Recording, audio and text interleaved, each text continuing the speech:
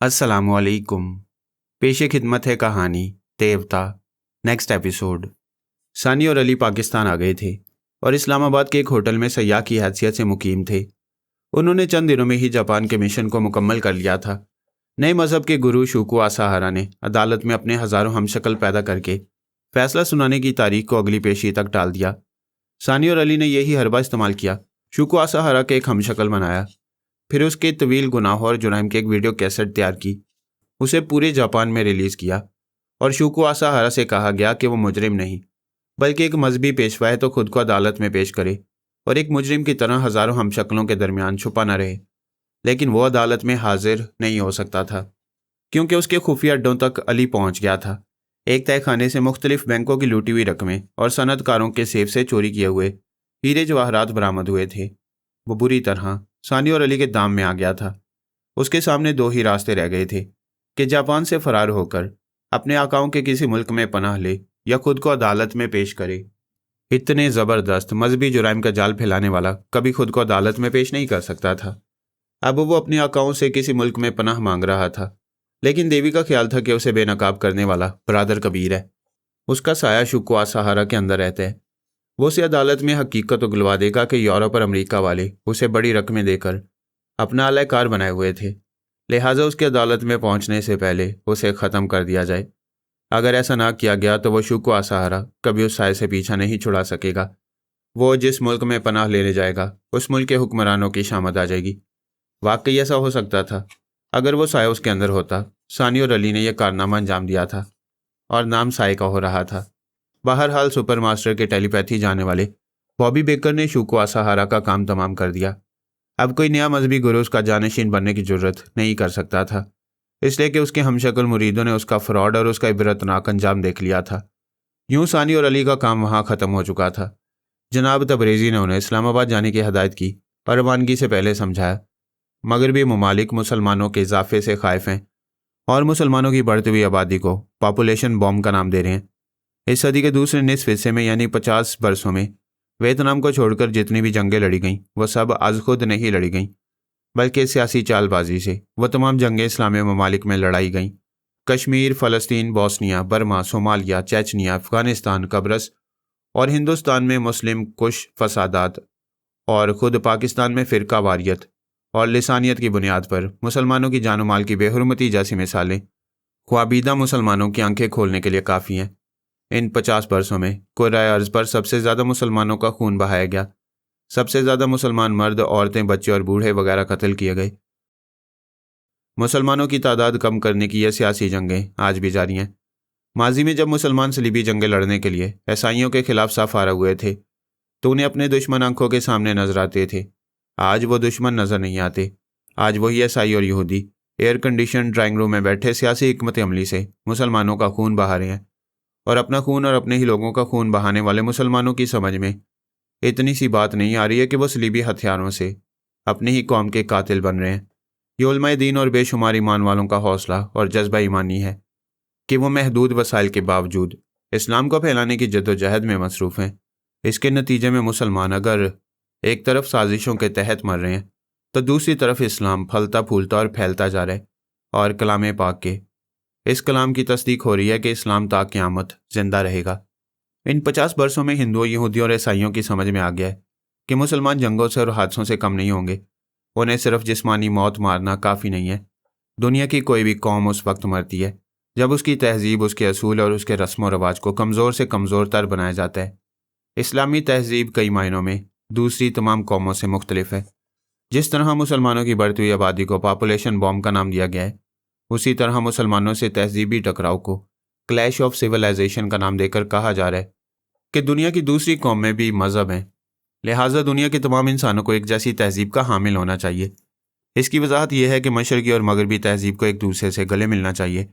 वो हमारी तहजीब अपनाएं, हम उनकी तहजीब अपनाएं। ये बात इस हद तक दुरुस्त है कि दूसरों से जो अच्छाइयाँ मिलती हैं उन्हें ज़रूर अपनाना चाहिए। यह हमारी सवाबदीद पर है कि इन अच्छाइयों को हर पहलू से समझ कर इन्हें किस हद तक कबूल कर सकते हैं। तहजीब की इब्तदा शर्म और इखलाकी तकाज़ों पर अमल करने से होती है। अगर हम ज़्यादा बच्चे पैदा करते हैं और उन्हें शर्म, इखलाक और तालीम नहीं दे सकते तो इसका मतलब है कि कीड़े मकोड़े पैदा करते हैं।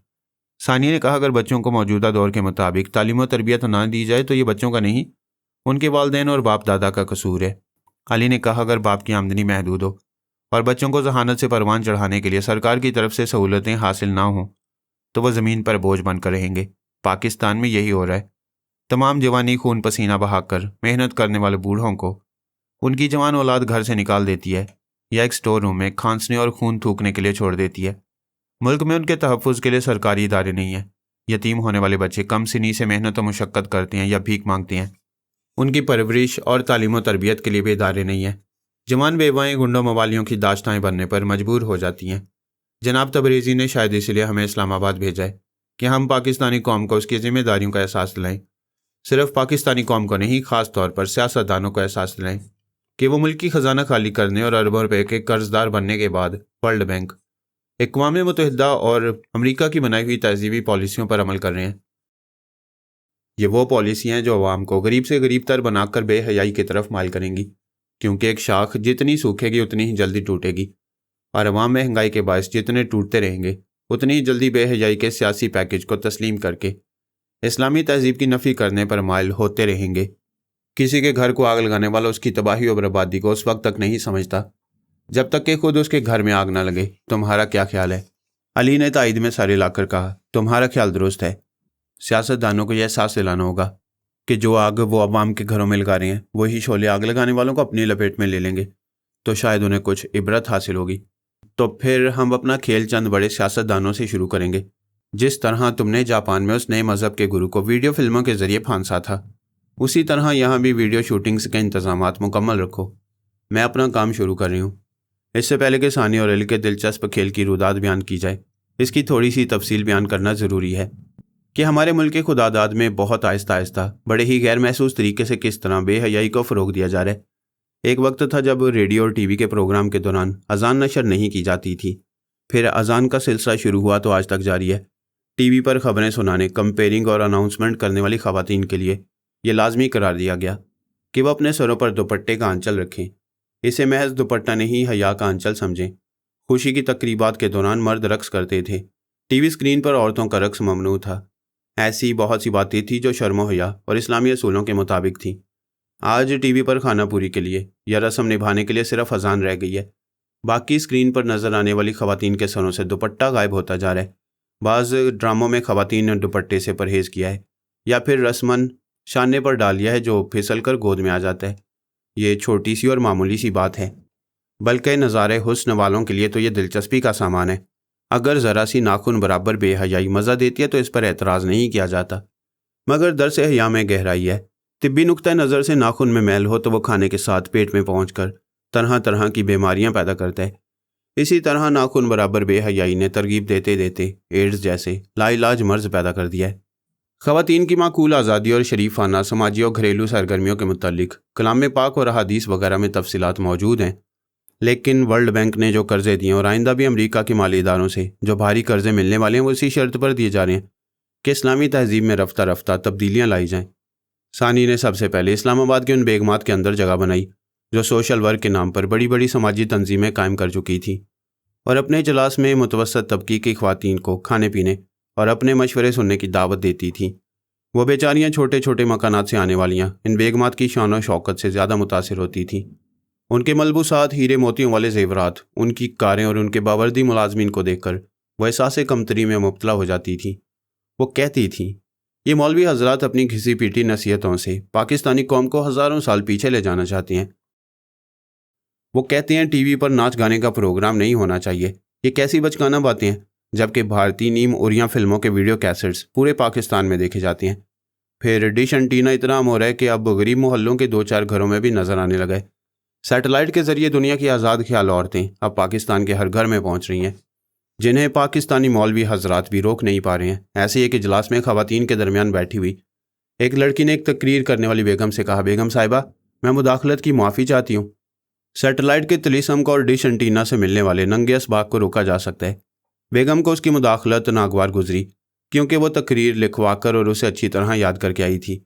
अब मुदाखलत की वजह तकरीर की सही तरतीब भूलने वाली थी। वो लड़की को देखकर नागवारी से बोली, तुम कौन हो, क्या नाम है तुम्हारा? मैं एक गरीब लड़की हूँ, मेरे अब्बू की माहाना तनख्वाह 2000 रुपये है, मेरा नाम साबरा है। हमारी गरीबी के मुताबिक ये सब्र करने वाला नाम मौजू है। तुम गुर्बत और आजिज़ी ज़ाहिर कर रही हो, लेकिन सैटेलाइट के तिलिस्म को रोकने का दावा कर रही हो। शायद तुम्हें पता नहीं है कि सैटेलाइट क्या होता है। मैंने 10 जमातें पढ़ी हैं, किसी हद तक सैटेलाइट और इलेक्ट्रॉनिक मीडिया के मुतल्लिक जानती हूँ। लेकिन हमारे यहाँ नाखवानदा औरतों और मर्दों की तादाद बहुत ज़्यादा है। वो नाखवानदगी और जहालत के बावजूद समझते हैं कि सैटेलाइट भी शायद अमेरिका का दूसरा नाम होगा। अगर ईद का चांद 30 रोज़ों की तकमील के बाद नज़र आने वाला होगा और एक दिन पहले रुयत हलाल कमेटी को नज़र आ जाए तो समझ में आ जाता है कि अब के बरस अमरीकी चांद और अमरीकी ईद है। मुख्तसर ये कि हमारे मुल्क में जो चीज़ समझ में ना आए वो या अमरीका से मंसूब होते ही समझ में आ जाती है। तमाम बड़ी बेगमात एक ऊंचे खूबसूरत से स्टेज पर शाहाना तर्ज की कुर्सियों पर बैठी हुई थी। एक बेगम ने उठकर साबरा से पूछा, क्या तुम्हें अपोजिशन वालों ने भेजा है और तुम हमारे इजलास को नाकाम बनाने की अहमकाना कोशिशें कर रही हो? साबरा ने पूछा, ये अपोजिशन क्या चीज़ है? क्या अच्छे और सच्चे मुसलमान एक दूसरे के मुखालिफ होते हैं? मुखालफतें सिर्फ वहाँ होती हैं जहाँ लूट खसूट होती है। ईरान में डिश एंटीना पर पाबंदी आयद कर दी गई है। इस रास्ते को रोक दिया गया है जहाँ से बेहयाई आती है। आप बड़ी बड़ी बेगमात हैं, आप हुकूमत से कह सकती हैं कि वो पाकिस्तान में भी डिश एंटीना पर पाबंदी लगाए। फिर सैटेलाइट का जादू हम पर नहीं चलेगा। हम तहजीब के दायरे में रहकर अपने मुल्क के बेहतरीन टीवी ड्रामे देखते हैं। ये ड्रामे सारी दुनिया में मशहूर हैं। इस शोहरत का मतलब यह है कि दुनिया हमारी बाहया तहजीब को पसंद करती है। कितनी औरतें साबरा की तायद में कहने लगीं कि यह इजलास तहजीब के मौजू पर बहस करने के लिए तलब किया गया था, लिहाजा हमारी तहजीब के जो तकाज़े हैं उस पर फ़िलहाल बहस की जाए। तीसरी बेगम ने कहा, हम तहजीब पर ही गुफ्तगू करना चाहते हैं। लेकिन अभी बेगम शाइस्ता साहिबा ने तकरीर का आगाज़ किया ही था कि इस लड़की साबरा ने मुदाखलत करके ये साबित कर दिया कि हमारे मुल्क की ख़वातीन दुनिया की दूसरी तमाम ख़वातीन के शाना बशाना चलना नहीं चाहती। क्या 10 जमातें पढ़ लेने से साबरा दानिश्वर कहलाएगी? हमारे यहाँ सदियों से नाखवानदगी, जहालत और पसमानदगी चली आ रही है। हमें बड़ी फ़राख दिली और खुले दिल से यह सोचना और समझना होगा कि हम तरक्की याफ्ता कौम की ख़वातीन बनकर कैसे उभर सकेंगी। 5 बरस के बाद हम 21वीं सदी में दाखिल होंगे। उससे पहले हमें रोशन ख्याल बनना होगा। साबरा ने कहा, हमारे पास सदियों से बुजुर्गों की दी हुई एक रोशनी है। हम 21वीं सदी में अपने सरों पर कलाम पाक रखकर दाखिल होंगी। एक और बेगम ने कहा, यह अच्छी बात है, हम सब मुसलमानों को ऐसा सोचना चाहिए, लेकिन जज्बाती बनकर खुद को महदूद करके ऐसी बात ना कहो। हमें ज़माने के साथ भी चलना है। यह हमारे ही लिए कहा गया है कि दौड़ो मेरी माओ बहनों, दौड़ो, ज़माना चाल क़यामत की चल गया। इस पर तमाम बेगमात तालियां बजाने लगीं। वो बड़े बड़े सियासतदानों की बेगमात थीं।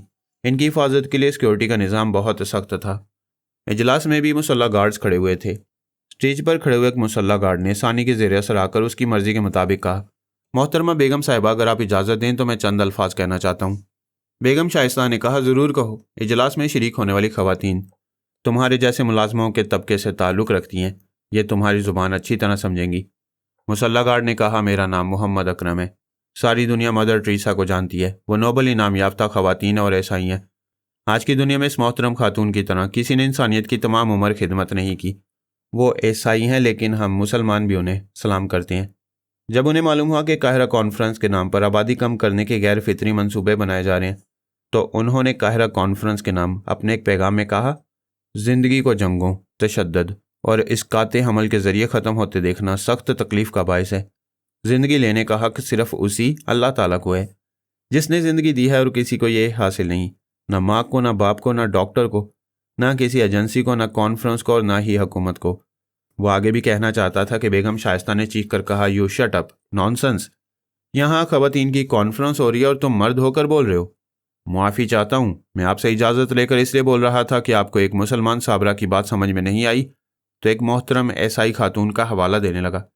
वो गुस्से में सिक्योरिटी अफसर से बोली, इस कुत्ते को यहाँ से ले जाओ, हिरासत में रखो, और वो साबरा कौन है उसे भी ले जाकर हिरासत में रखो। वहाँ चंद ऐसे अखबारी रिपोर्टरों और फोटोग्राफरों को बुलाया गया था जो उनके ज़र खरीद थे। वो लोग बेगमात की तस्वीरें भरे इजलास में उतार रहे थे और उनके नुमाइशी इंटरव्यू ले रहे थे, क्योंकि उन्हें अखबारात में वही शाया करना था जो बेगमात की मर्जी होती। उनमें से किसी ने साबरा और सिक्योरिटी गार्ड मोहम्मद अकरम की ना तस्वीरें उतारी और ना ही सवाल किया कि इन्हें किस जुर्म में ज़ेर हिरासत रखा जा रहा है। इजलास में शरीक दूसरी ख़वातीन सहम गई थीं। इनमें से बेशतर सरकारी मुलाजमीन की बीवियां, बहनें और बेटियां थीं। वो बेगमात के खिलाफ कुछ बोलकर अपने कमाने वालों को सरकारी मुलाजमतों से खारिज नहीं कराना चाहती थीं। सानी बेगम शाइस्ता के चोर ख्यालात पढ़ने लगी। पता चला कि उसकी एक जवान, स्मार्ट और मगरूर बेटी है जिसका नाम नुदरत शहाब है, लेकिन उसे इख्तसार से निदा कहा जाता है। सानी ने मोबाइल के ज़रिए माँ बेटी में गुफ्तगू कराई। बेगम शाइस्ता ने कहा, निदा तुम कहाँ हो? मैंने ताकीद की थी कि आज का इजलास अहम है, तुम्हें शरीक होना चाहिए। दूसरी तरफ से निदा ने कहा, ओ अम्मी, मेरी शिरकत ज़रूरी नहीं है। आपके सेक्रेटरी ने आपके लिए तकरीर लिख दी थी, आपने याद भी कर ली, अब क्या प्रॉब्लम है? मैं तुम्हारी कमी महसूस कर रही हूँ, हो सके तो चली आओ। उसने राब्ता ख़त्म किया। सानी निदा के पास आ गई। वो एक रेस्तरां में अपने एक बॉयफ्रेंड के साथ बैठी हुई थी। फ़ोन बंद करके कह रही थी, मम्मी मुझे बुला रही हैं, पर मैं यहाँ अपने प्रॉब्लम में पड़ी हूँ। बॉयफ्रेंड ने कहा, इसमें प्रॉब्लम की क्या बात है, ये तो खुशी की बात है कि तुम मेरे बच्चे की माँ बनने वाली हो। फजूल बातें ना करो, मैं कल सुबह ही लेडी डॉक्टर को बुलाऊंगी और हमल ज़ाय करा दूंगी। तुम मेरे होने वाले बच्चे को पैदा होने से पहले कत्ल कराना चाहती हो, यह नामुनासिब है। मम्मी और डैडी से कहो कि फ़ौरन हमारी शादी करा दें। अपनी औकात देखकर बात करो, तुम्हारे फादर सूबाई सतह के सियासतदान हैं, एक मामूली असम्बली रुकन है, और मेरे डैडी वफाकी हुकूमत में बहुत बड़े ओहदेदार। ये मेरी गलती थी कि मैंने अपनी डैडी की ऊंची सतह से नीचे आकर तुम्हें चंद रातें दे दी। जो खैरात मिल गई वही बहुत है, अब जाओ यहाँ से। आइंदा मेरा नाम भी जुबान पर ना लाना, वरना तुम्हारे बाप से सूबाई कुर्सी भी छीन ली जाएगी। वो उठकर खड़ा हो गया। निदा इतनी ऊंची चीज़ थी कि उसकी मर्जी के बगैर वो जुबान भी नहीं हिला सकता था। वो सर झुकाकर चला गया। सानी ने निदा के दिमाग पर कब्जा जमाया, फिर उसे उसकी आलीशान कोठरी में पहुंचाया। वो अपने शानदार बेडरूम में आकर बिस्तर पर चारों शाने चित लेट गई। अपने जिस्म को ढीला छोड़ दिया। इसके बाद आंखें बंद करके सो गई। सानी ने उसे गहरी नींद में पहुंचाकर उस पर तनवीमी अमल किया। उसके जहन में ये बात नक्श की कि वह अपने हमल को भूल जाएगी और इस कात के लिए किसी भी डॉक्टर से रुजू नहीं करेगी। आइंदा उसकी मामूला और वफादार बनकर रहेगी और उसके अहकामात पर अमल करती रहेगी। उस पर ज़रूरी अमल करने के बाद उसे तनवीमी नींद सोने के लिए छोड़ दिया। उधर इजलास खत्म होने के बाद बेगम शाइस्ता अपनी कोठी में आई। उसने साबरा और सिक्योरिटी गार्ड मोहम्मद अकरम को तलब किया। फिर उसने साबरा से कहा, मैंने इजलास के दौरान खुफिया मालूमात हासिल की थी। तुम पिंडी के जिस मोहल्ले में रहती हो वहाँ हमारी पार्टी के लीडर ने तस्दीक की है कि तुम्हारा ताल्लुक अपोजिशन से या किसी भी सियासी पार्टी से नहीं है, मगर तुम पर इस्लामी तालीमात का भूत सवार है, इसलिए तुम इजलास में जिनसी आज़ादी के खिलाफ बोल रही थी। क्या तुम समझते हो कि तुम्हारी जैसी दो कौड़ी की लड़की हमारे खिलाफ बोलेगी, हमारा काम रुक जाएगा या और कोई बहुत बड़ा इनकलाब आ जाएगा? साबरा ने कहा, मैं नहीं जानती कि इनकलाब कैसे आते हैं, सिर्फ इतना जानती हूँ कि औरत को हर हाल में अपनी शर्म व हया का पास रखना चाहिए। औरत की शर्म व हया को बरकरार रखने के लिए बाजारों में कॉन्डम इतने सस्ते कर दिए गए हैं कि 2 वक्त के फाके करने वाले मर्द भी उसे हासिल कर सकते हैं, औरतें भी उसे अपने परस में लेकर फिर सकती हैं। बेगम साहिबा, खुदा के लिए सिर्फ एक पहलू ना देखिए, ये भी समझिए कि इसके बाद आसानी दस्तयाब होने से कच्चे जहन की लड़कियों और लड़कों को गुनाह की तरगीब मिलेगी। हम मुसलमान हैं, हमें अपनी इस्लामी तहजीब। यू शट अप, तुम कायल होना नहीं चाहती, बहस किए जाती हो। जिस कॉन्डम के खिलाफ तुम बोल रही हो वो तुम्हारे पास नहीं होगा, और ऐसे में कोई मर्द तुम्हारी तन्हाई में आएगा और तुम्हें शादी से पहले एक नाजायज़ बच्चे की माँ बना डालेगा। तब तुम्हारी समझ में आएगा कि हमने कैसी दानिशमंदी की बातें समझाई थी। अगर तुम्हारे पास कॉन्डम होता तो तुम कबारी माँ कभी न बनती। साबरा ने कहा, हम ऊंची सोसाइटी की लड़कियों की तरह आज़ादी से कहीं तनहा नहीं जाते हैं। फिर कोई मर्द कैसे हमारी तन्हाई में आएगा? हमने हमेशा चादर और चार दीवारी को अहमियत दी है। आज तो तुम तन्हाई जलास में आई हो। मैं अपनी 6 सहेलियों के साथ आई हूँ। वह सब मुझे कुछ कहने से रोक रही थी, मगर मैं अपने ज़मीर की सच्चाई से बोलने पर मजबूर हो गई।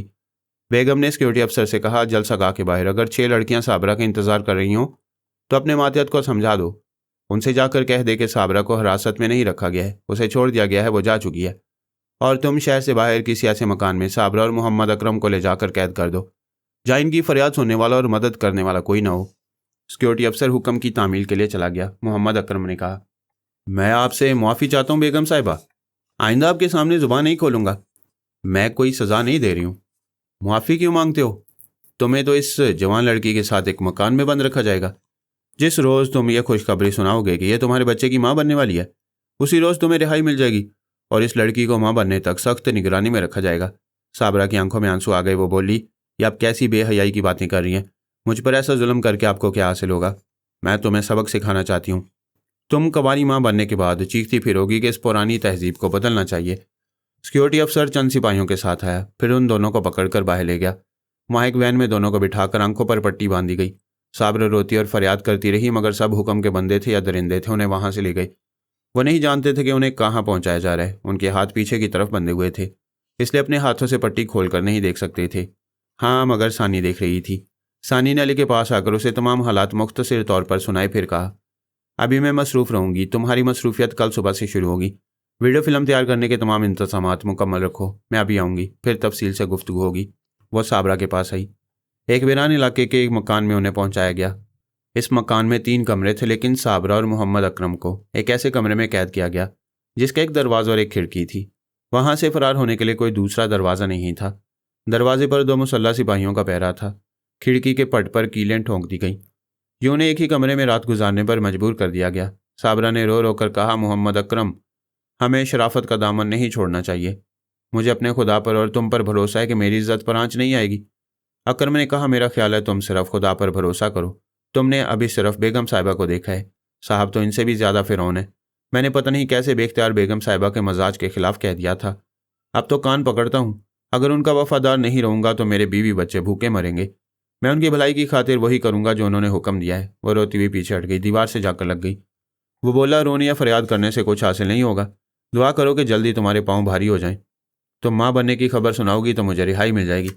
ये कहते उसने जमाहिली फिर चारपाई पर बैठकर बोला, थकन और नींद सी महसूस हो रही है, मैं थोड़ी देर के लिए लेट रहा हूँ, तब तक तुम सोचो समझो हम दोनों की भलाई। वो बोलते बोलते लेट गया। आगे कुछ बोलने के लिए जुबान नहीं खुली, आंखें बंद हो गईं। जब वो गहरी नींद में डूब गया तो सानी ने उस पर अमल किया। उसके जहन पर ज़रूरी बातें नक्श की। फिर उसे तनवीमी नींद सोने के लिए छोड़कर बेगम शाइस्ता के पास आ गई। वहाँ भी उसने बेगम पर, उसके बाद सिक्योरिटी अफसर पर तनवीमी अमल किया। इन तमाम अहम कामों से फारिग होकर वह दिमागी तौर पर हाजिर हुई तो अली उसका इंतज़ार करते करते सो गया था। सानी ने बड़े प्यार से मुस्कुराकर उसे देखा, फिर अपने बिस्तर पर आकर दिमाग को 4 घंटों की नींद की हदायत देकर सो गई। उनके बेदार होने तक हर पाकिस्तानी को एक सवाल का जवाब मालूम कर लेना ज़रूरी है। सवाल यह है कि हमारे मुल्क में क्या वाकई ख़ानदानी मनसूबाबंदी लाजमी है? दुनिया की तूफ़ानी रफ्तार से बढ़ती हुई आबादी का तकाजा है कि हर मुल्क के हुक्मरानों को और अवाम को ज़रूर आबादी की बढ़ती हुई रफ्तार में कमी करना चाहिए। लेकिन फिल वक्त सवाल सिर्फ पाकिस्तान का है। यहाँ आबादी 12 करोड़ से तजावुज़ कर रही है। कहा जाता है कि आबादी के लिहाज से वसाइल कम है और वसाइल की कमी को पूरा करने के लिए बैरूनी कर्ज़ों का बोझ बढ़ता जा रहा है। जब वसाइल और कर्ज़ों की बात आती है तो पाकिस्तान की सियासत में साफ खोट नज़र आता है। यह हकीकत जगमगाते हुए आफताब की तरह रोशन हो गई है कि मुल्क का ख़जाना काम पाकिस्तानी ने नहीं, कई सियासतदानों ने खाली किया है। ख़जाना बढ़ती हुई आबादी ने नहीं, बढ़ते हुए लालच ने खाली किया है। फिर वर्ल्ड बैंक और दीगर मालियाती इदारों से कर्जे मिलते रहे। इन कर्ज़ों की भारी रकूम किसी आम पाकिस्तानी के हाथों में नहीं, बल्कि लालची हाथों में आई और अवाम को कभी मालूम ना हो सका कि वो आती रहने वाली भारी रकूम कहाँ चली जाती हैं। हर हुकूमत का दावा है कि उसने सबसे ज़्यादा तरक्याती काम किए। इन तमाम दावों को यकजा किया जाए तो अब तक पाकिस्तान को सुपर पावर बन जाना चाहिए था। लेकिन 48 बरसों में एक छोटा सा मसला भी हल ना हो सका। एक दाल और एक रोटी सस्ती ना हो सकी। यहाँ की ज़मीन में तेल का ज़ख़ीरा है, गैस की बहुतात है, ज़मुर्द जैसे कीमती पत्थरों की कमी नहीं है। ज़राअत में पड़ोसी मुल्कों से बढ़तर है। फिर वसाइल और किसे कहते हैं, लेकिन अलमिया यह है कि जब ज़मीन की तह से मादनी ख़जाने का सुराग लगाने के लिए चीनी या जापानी इंजीनियर आते हैं तो उन इंजीनियर्स को अगवा करा दिया जाता है। इस मुल्क की सियासत वाज़ेह भी और पेचीदा भी। जब भी सवाल किया जाएगा कि पेचीदगी कैसे दूर होगी तो सियासतदानों का जवाब होता है कि आबादी कम करने से होगी। और अब तो वर्ल्ड बैंक ने इसी शर्त पर कर्जा दिया है कि पाकिस्तान में तहजीबी तब्दीली लाई जाए। खामोश सफारतकारी पर अमल करते हुए कॉन्डम कल्चर को आम किया जाए। अस्काते हमल को कानूनी शक्ल दे दी जाए। सानी और अली सुबह 6 बजे बेदार हो गए। गुसल वगैरह से फारिग होकर नाश्ता किया। बाबा साहब के इदारे से ताल्लुक़ रखने वाले वीडियो कैमरामैन वगैरह एक बड़ी सी वैन में आ गए थे। सानी ने नाश्ते के दौरान कहा, तुम वीडियो फिल्म यूनिट के साथ 0 पॉइंट जाओ, वहाँ निदा अपनी कार में आएगी, तुम अपने यूनिट को उसके पीछे ले जाओगे। मैं कभी निदा के पास और कभी तुम्हारे पास आती रहूँगी। अली होटल के कमरे से निकलकर फिल्म यूनिट के पास वैन में आया, फिर वहाँ से 0 पॉइंट की तरफ रवाना हो गया। सानी निदा के पास पहुँच गई। उसके दिमाग में रहना ज़रूरी नहीं था क्योंकि वो उसकी मामूला बन चुकी थी। सानी ने उसके ज़हन में ये बात नक्श कर दी कि वो अभी लिबास तब्दील करके अपनी कार खुद ड्राइव करती हुई 0 पॉइंट की तरफ जाएगी। उसने यही किया। सानी ने अली से कहा, वो सियारंग की होंडा एकॉर्ड में आ रही है, उसका ताक़ुब करते रहो। मैं उसे उसके खुफिया मकान की तरफ ले जा रही हूँ जहाँ साबरा को कैद किया गया है। वो निदा के पास आ गई, उसे मतलूबा रास्ते पर ले जाने लगी। निदा यही समझ रही थी कि वह अपनी मर्जी से तफरीहन इस पहाड़ी इलाके की तरफ जा रही है। फिर वह एक मकान के सामने पहुँच गई। पिछली रात वहाँ 2 मुसल्लह सिपाहियों का पहरा था, अब उनकी ड्यूटी बदल गई थी। उनकी जगह दूसरे 2 सिपाही ड्यूटी पर आए थे। उन्होंने निदा को कार से उतरते देखकर सलूट किया। वो सानी की मर्जी के मुताबिक बोली, यहाँ उन कैदियों की वीडियो फिल्म तैयार की जाएगी। तुम दोनों इन गाड़ियों के पास रहो जब तक मैं हुक्म ना दूं, इस मकान के करीब ना आना। वो हुक्म के बंदे थे, गाड़ियों की तरफ चले गए। निदा और अली वीडियो फिल्म के तमाम सामान और यूनिट के साथ अंदर आ गए। साबरा कमरे के एक गोशे में तमाम रात बैठी रही थी और खुदा से अपनी इज्जत की सलामती की दुआएं मांगती रही थी। अली ने उसके सर पर हाथ रखकर कहा, तुम मेरी छोटी बहन हो, अपने दिल से खौफ और तमाम सदमात को निकाल दो। दूसरे कमरे में जाओ, हम तुम्हारे लिए नाश्ता लाए हैं, मुंह हाथ धोकर खा लो। हम यहाँ ज़रूरी काम से निमट कर तुम्हें बखैरियत तुम्हारे घर पहुँचा देंगे। सानी ने भी उसके दिमाग में रहकर उसकी ही सोच में हौसला दिया कि उसकी तमाम रात की दवाएं कबूल हो गई हैं और खुदा ने उसके लिए मददगार फरिश्ते भेज दिए हैं। वह दूसरे कमरे में चली गई। कैमरामैन और यूनिट के दूसरे लोग शूटिंग की तैयारी कर रहे थे। सानी कभी निदा के अंदर और कभी अकरम के अंदर जाकर ये बातें उनके जहन में नक्श कर रही थी कि जब तमाम लाइट्स ऑन होंगी और कैमरा ऑन होगा तो उन दोनों को किस तरह बेहया आशिकों की तरह एक्टिंग करनी है और किस तरह मुकालमे अदा करने हैं। तमाम तैयारियां मुकम्मल होने के बाद लाइट्स ऑन हो गईं, कैमरा स्टार्ट हो गया और उन दोनों ने प्रेम कहानी शुरू कर दी। निदा ने अकरम की गर्दन में बाहें डालकर कहा, जिस पर मेरा दिल आ जाता है मैं उसके साथ तन्हाई में रंगीन लम्हात गुजार लेती हूँ। कल से मेरा दिल तुम पर आया हुआ था। पता चला मम्मी ने साबरा नाम की एक बेकसूर शरीफजादी के साथ तुम्हें यहाँ कैद कर दिया, इसलिए मैं तमाम रुकावटें दूर करके चली आई हूँ। अकरम ने कहा, यह मेरी खुशकिस्मती है कि एक बहुत ऊंची फैमिली और एक बहुत बड़े बाप की बेटी मुझे जवानी की हवा खिलाने आई है। लेकिन तुम्हें क्या डर नहीं लगता कि राज खुल जाएगा तो तुम बदनाम हो जाओगी और मैं गरीब मुफ्त में मारा जाऊंगा? वह हंसकर बोली, हमारे वालिदैन सियासत में जो कल्चर लेकर आए हैं उसके बाद बदनामी का अंदेशा नहीं रहा है। तुम फिक्र न करो, हमारे ये बड़े सियासतदान जो बो रहे हैं उसकी फसल ये जवान नस्ल काट रही है। फिर वह दोनों फसल काटने लगे। शूटिंग 3 घंटे तक जारी रही। इस दौरान थोड़ी थोड़ी देर के बाद शॉट्स तब्दील करने के लिए वक्फा होता रहा। आखिर में निदा ने वहां से जाने से पहले अपने परस में हाथ डालकर साइलेंसर लगा हुआ एक रिवॉल्वर निकाला। फिर अकरम को निशाने पर लेकर कहा, तुम मर्द हो और बड़े ज़बरदस्त हो, इसलिए अपनी तसल्ली कर ली, मगर अब आला और अदना मुकाम की बात है और तुम्हारे जैसा मुलाजिम तो मेरे पाँव की जूती के बराबर भी नहीं है। अब जज्बात सर्द पड़ जाने के बाद अकल कह रही है कि तुम मुझे हासिल करने का फ़ख्र करोगे और मेरी इंसल्ट होती रहेगी, लिहाजा ऐसा नहीं होना चाहिए। ये कहते उसने अकरम को गोली मार दी। फिर कमरे का दरवाज़ा खोलकर जाने लगी। कैमरा उसके पीछे पीछे था। उसने दोनों सिपाहियों को आवाज़ दी, वो दौड़ते हुए आए। निदा ने हुक्म दिया, अपने हथियार फेंक दो। उन्होंने हुक्म की तामील की, अपने हथियार फेंक दिए। वो बोली, मैं नहीं चाहती कि यहाँ मेरे आने और मुंह काला करने की बात दूसरों तक पहुँचे, इसलिए मैं तुम दोनों को भी नहीं छोड़ूंगी। ये कहते उसने बड़ी फुर्ती से दोनों को बारी बारी गोली मार दी। उन्हें संभलने और अपने फेंके हुए हथियार उठाने का मौका नहीं दिया। फिर वो मकान के बाहर से घूमकर दूसरे दरवाजे के पास आई और साबरा को आवाज़ दी। साबरा दरवाज़ा खोलकर सहमी हुई सी बाहर आई। निदा ने कहा, तुम दूसरे कमरे में कैद थी, तुमने नहीं देखा कि यहाँ क्या कुछ होता रहे। चूंकि तुम किसी मामले की चशमदीद गवाह नहीं हो, इसलिए तुम्हें जिंदा छोड़ती हूँ। यहाँ से चली जाओ, नाउ गेट लॉस्ट। वो सहम कर जाने लगी। अली ने कैमरा ऑफ करा दिया, शूटिंग बंद कर दी। फिर साबरा से कहा, रुक जाओ, यहाँ से पिंडी बहुत दूर है, हम तुम्हें गाड़ी में छोड़ाएंगे। अली ने उसका हाथ थामकर अपनी वैन में बिठा दिया। निदा सहरज़दा थी, उसे खबर नहीं थी कि वो क्या कर रही है। सानी जो कह रही थी वो करती जा रही थी। वो सब गाड़ियों में बैठ गए। फिर पहले की तरह निदा की कार के पीछे पीछे चलने लगे। 0 पॉइंट पर पहुंचकर अली ने यूनिट के एक आदमी से कहा, तुम साबरा को यहाँ से किसी टैक्सी में ले जाओ और इसे घर पहुँचाकर इसके वालिदैन को तसल्ली दो कि ये एक रात घर से दूर रही है लेकिन इज़्ज़त व आबरू से वापस आई है। इसने हक गोई की है, इसके नतीजे में शायद आइंदा भी कोई मसला पैदा हो, लेकिन वो ना घबराएं। साबरा और उसके घर वालों पर जो भी मुसीबत आएगी उसका मुंह तोड़ जवाब दिया जाएगा। वो शख्स साबरा के साथ वैन से उतर गया, एक टैक्सी में बैठकर चला गया। इसके बाद अली वीडियो फिल्म यूनिट के साथ निदा की कार के पीछे फिर चलने लगा। वो उन सबको अपनी कोठी के अहाते में ले आई। पहरा देने वाले गार्ड्स ने बड़े साहब की साहबजादी के साथ उनको देखकर अहाते के अंदर जाने से नहीं रोका। निदा सानी की मर्जी के मुताबिक अपने बेडरूम में जाकर सो गई। सानी बेगम शाइस्ता के अंदर आई। उसने पिछली रात बेगम शाइस्ता और सिक्योरिटी गार्ड पर तन्वी में अमल किया था और उनके जहनों में ये नक्श कर दिया था कि दूसरे दिन एक वीडियो फिल्म यूनिट आएगा और उन दोनों की एक वीडियो फिल्म तैयार करेगा। वो मुकालमे अदा करेंगे और अपनी एक्टिंग के जरिए समझाएंगे कि ऐसी बेहयाई आम हो जाए तो बड़े घर की बेगमात भी किस तरह बेखौफ खतर अपने शौहरों के एतमाद को धोखा दे सकती हैं और अब भी धोखा दे रही हैं। बड़े साहब बैरूनी मुल्क के दौरे पर गए हुए थे, इसलिए अली ने इत्मीनान से एक और वीडियो फिल्म तैयार कर ली। फिर अपने लोगों के साथ वैन में बैठकर जाने लगा। सानी ने उसके पास आकर कहा, यह तो एक बड़े सियासतदान के घर का अंदरूनी मामला पिक्चराइज्ड किया गया।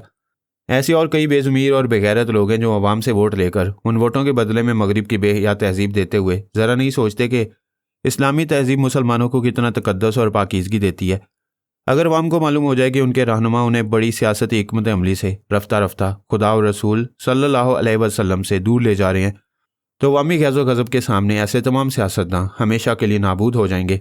सानी मुश्किल यह है कि यहाँ नाखवानदगी के बायस अवाम की अक्सरियत फ़ौरनी जहानत से भले बुरे की तमीज़ नहीं कर सकती और जज्बाती नारों में बहकर सियासी पार्टी से मुराद हासिल करके ईमान और बेईमानी का तज्जिया करने से जानबूझकर कतराती है।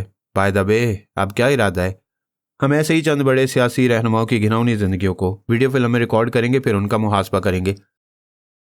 सानिया अली के पास से चली आई, फिर उन बेज़मीर सियासतदानों के अंदर जगह बनाने लगी और तरमीमी अमल के जरिए उन्हें अपना ताबेदार बनाने लगी, जो सिर्फ इक़्तिदार के लालच में मुमलकत खुदा दाद की गैरत को मगरिब की बेदाद गर छाया में ला रहे थे।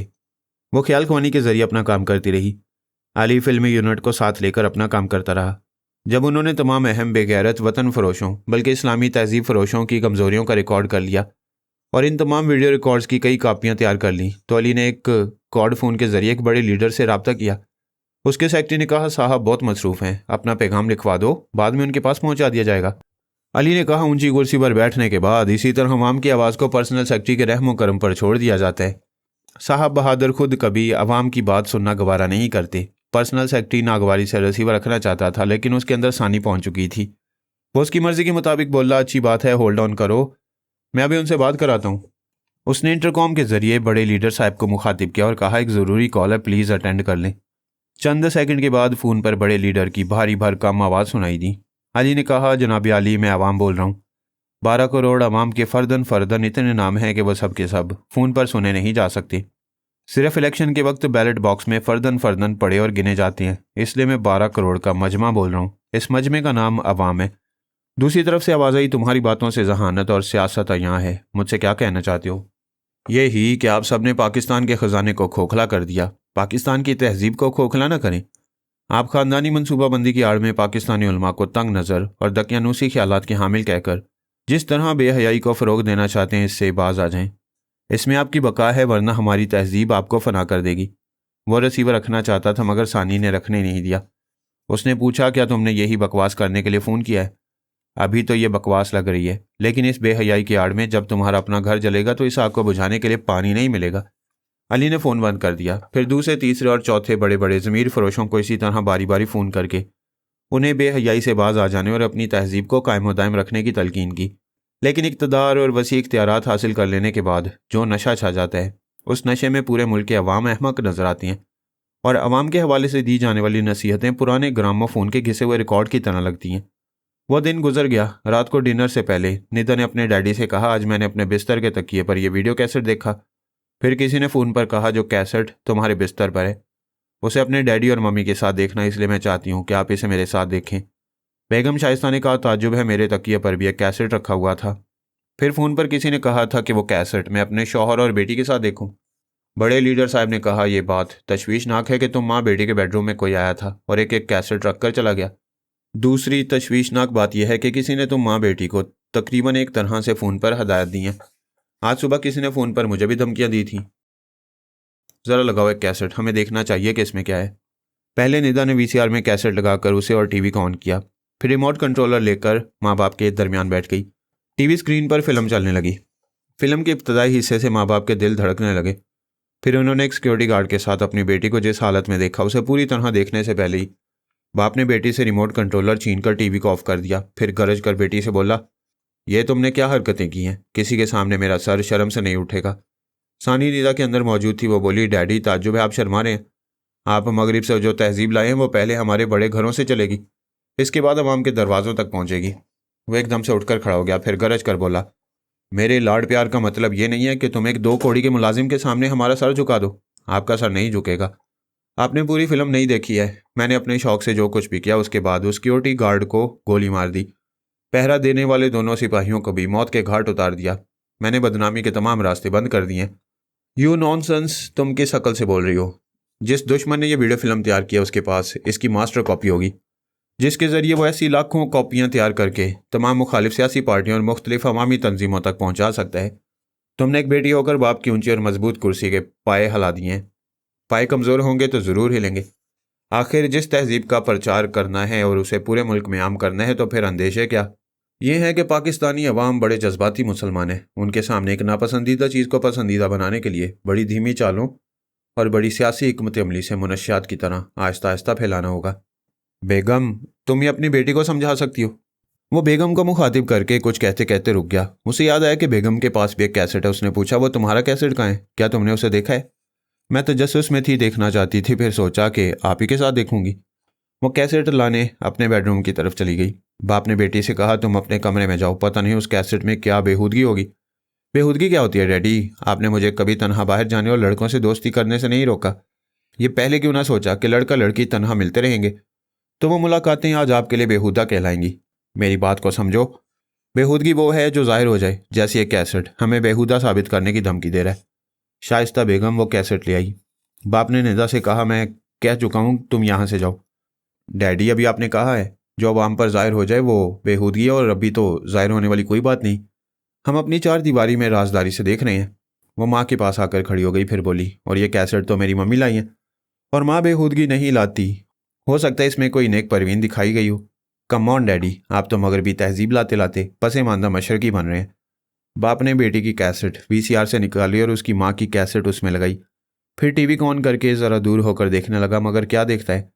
उसकी बेगम सिक्योरिटी अफसर से दिल बहला रही थी और कह रही थी, ये शौहर हजरात बड़े उल्लू के पट्टे होते हैं। आज से 25 बरस पहले शादी हुई थी। जब 5 बरस तक औलाद नहीं हुई तो फिर मुझे जो पसंद है उसे मैंने खुश किया, जिसके नतीजे में निदा पैदा हुई, और हमारे बड़े साहब बड़े खुश हैं कि निदा उनकी।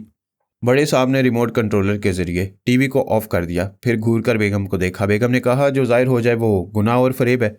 जहरीली सच्चाई यहाँ की सिर्फ चार दीवारी में है। दुनिया पहले दिन से निदा को आपकी बेटी मानती आई है। अब आप इनकार करेंगे तो आप ही की इंसल्ट होगी। वो गरज कर बोला, to hell with our insult.